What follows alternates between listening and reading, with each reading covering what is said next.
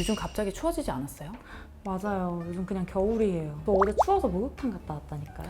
목욕탕 진짜 오랜만이다. 그쵸? 어제 유학생 친구가 놀러 와서 진짜 오랜만에 간 거거든요. 근데 목욕탕에 들어가자마자 그 새신사분 있잖아요. 그 새신사분을 계속 쳐다보면서 관찰을 하는 거예요. 그래서 뭐 봐? 이러니까 저분 도대체 뭐 하시는 분이냐고. 미국 사람? 네. 아, 신기했겠다. 처음 보니까. 맞아요. 그래서 그분이 하는 일을 어떻게 표현해야 될지 몰라서 우리나라 목욕 문화다. 우리나라는 전신 각질 제거를 한다. 그냥 이렇게 설명을 해줬는데 되게 충격받았다는 듯이 막 왜 하냐고 자꾸 그렇게 물어보더라고요. 그치, 이게 어떻게 보면은 전신을 피부로 벗겨내는 것처럼 보일 것 같은데? 그니까요.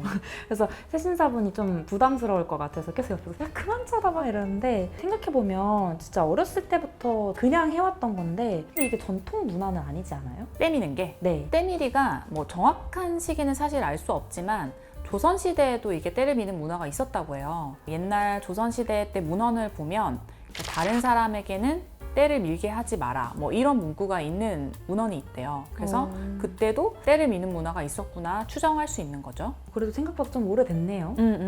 근데 사실 이게 우리가 지금 생각하는 때밀이 특히 이제 대중목욕탕에서 하는 거는 그렇게 오래되진 않았어요. 이거는 한 근대 우리 역사랑도 관련이 있는데 예전에 이제 일제강점기 때 이제 일본 사람들이 이제 우리나라 사람들한테 대중목욕탕을 이용할 때 불결하다 뭐 이런 이유로 좀 목욕탕 이용하는데 차별을 좀 많이 받았대요. 그래서 우리나라 사람들이 때를 밀었던 게 청결하기 위해서 이제 한 것도 있지만 차별을 받지 않기 위해서 뭐 그런 역사적인 또 배경이 있었다고 하더라고요. 근데 때를 미는 게 우리나라밖에 없어요. 그런 문화가? 우리나라만 있는 건 아닌데 좀 전 세계적으로 몇 군데 없기는 해요. 아까 얘기했던 뭐 일본, 그다음 중국, 그다음에 모로코 이런 데서 이제 때를 밀었다고 하고 특히 튀르키예, 터키에서도 하맘이라는 목욕 문화가 있어요. 하맘이 뭐냐면 이제 우리나라 대중목욕탕 같은 거거든요. 그래서 거기도 우리나라 대중목욕탕처럼 이렇게 탕이 있고 사람들이 이제 키세라는 장갑 같은 걸 끼고 몸을 민대요. 아, 우리나라 이태리 타올 같은 거? 그치. 좀 비슷하죠. 근데 이태리 타올 이탈리아에서 온 거 아닌 거 알아요? 네? 진짜요? 그럼 왜 이태리 타올이에요? 궁금하시면 구독과 좋아요 한번 먼저 눌러주시고 농담이고 부산에서 1960년대쯤에 옷감을 수입하는 사장님이 계셨는데 이제 그분이 이탈리아에서 이 원단을 수입을 했대요. 근데 이제 옷을 만들려고 보니까 이게 너무 거칠거칠한 거야. 이거를 원단을 어디다 쓸까 이제 생각을 하시다가 아 이게 좀 거칠거칠하니까 이걸로 때를 한번 밀어보면 잘 밀리겠다 이런 생각을 해서 이제 만들었던 게 이태리 타올. 와 대박이다. 진짜 너무 때가 잘 밀리잖아요. 그래서 이제 이게 막 전국적으로 히트를 쳤던 거죠. 우리가 그냥 어릴 때부터 엄마 따라서 이제 목욕탕 가서 때를 밀어왔잖아요. 근데 때를 미는 게 실제로 피부에는 좋을까요? 안 좋을까요? 각질 제거하는 거니까 좋은 거 아니에요?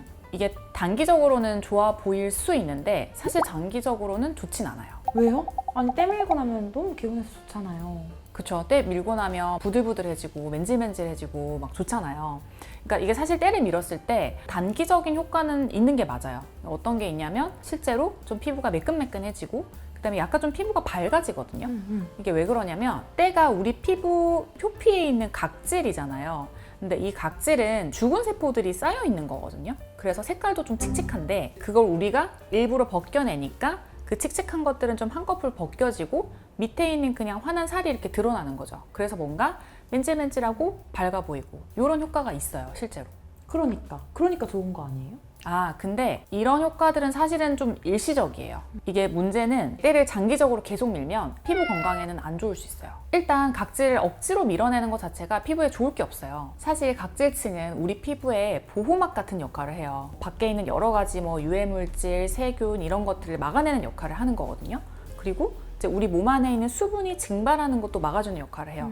그래서 얘네가 이런 역할을 하는데 자꾸 우리가 이걸 밀어내면 이 각질층이 얘네가 기능이 있는데 그 기능을 제대로 못하겠죠. 그래서 피부 장벽이 약해지는 거예요. 저 이때까지 제 피부에 무슨 짓을 한 거죠? 그지. 피부 속에 수분도 막 빠져나가니까 건조해지고 건조하니까 또 가렵고 그리고 또 피부가 이제 민감해질 수 있어요. 쉽게 말하면 피부 건강이 계속 안 좋아질 수 있는 거예요.